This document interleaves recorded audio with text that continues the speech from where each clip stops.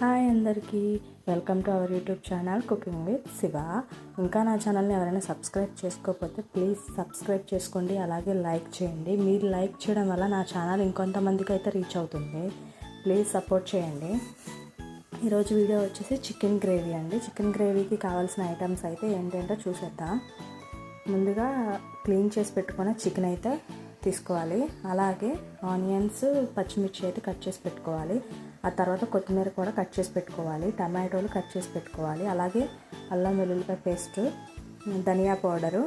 ముందుగా క్లీన్ చేసి పెట్టుకున్న చికెన్లో అయితే అల్లం వెల్లుల్లిపాయ పేస్ట్ అయితే వేసుకోవాలి. ఆ తర్వాత రుచికి తగినంత సాల్ట్ అయితే యాడ్ చేసుకోవాలి. ఆ తర్వాత స్పైసీనెస్ కోసం కారం, మీరు ఎంతైతే స్పైసీనెస్ కావాలో మీకు అంత కారం అయితే యాడ్ చేసుకోండి. ఆ తర్వాత కొంచెం పసుపు అయితే యాడ్ చేసుకోవాలి.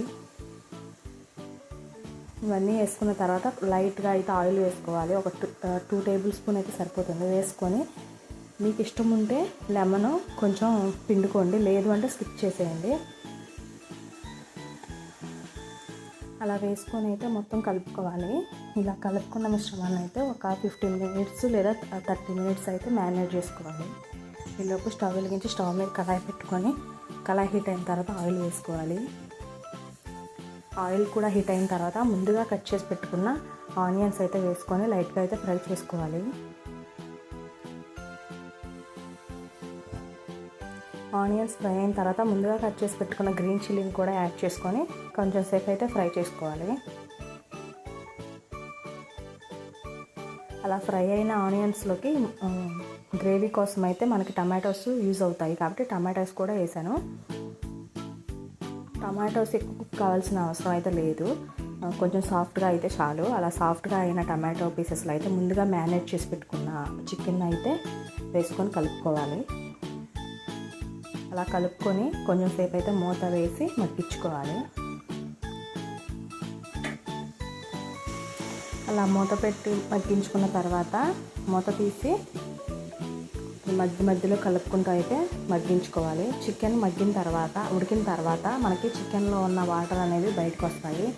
అలా వచ్చిన వాటర్తో అయితే సరిపోతుంది. లేదు మాకు కొంచెం గ్రేవీ కావాలి అని అనుకుంటే కొంచెం వాటర్ అయితే యాడ్ చేసుకోండి. నాకైతే ఈ గ్రేవీ సరిపోతుంది. ఇలా చికెన్లోంచి వాటర్ వచ్చేసిన తర్వాత గరం మసాలా అయితే, ధనియా పౌడర్ అయితే వేసుకున్నాను. అలా వేసుకొని కలుపుకున్న తర్వాత కొంచెం సేపు ఉడకాలి. ఉడికిన తర్వాత నేనైతే చికెన్ మసాలా వేసానండి. చికెన్ మసాలా వేయడం వల్ల మనకి గ్రేవీ అనేది థిక్గా ఉంటుంది, థిక్నెస్ వస్తుంది.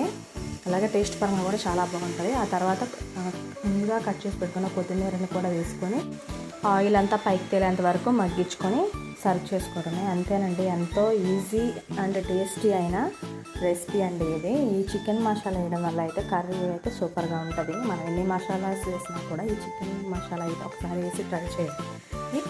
చికెన్ కర్రీ అయితే సూపర్గా ఉంటుంది.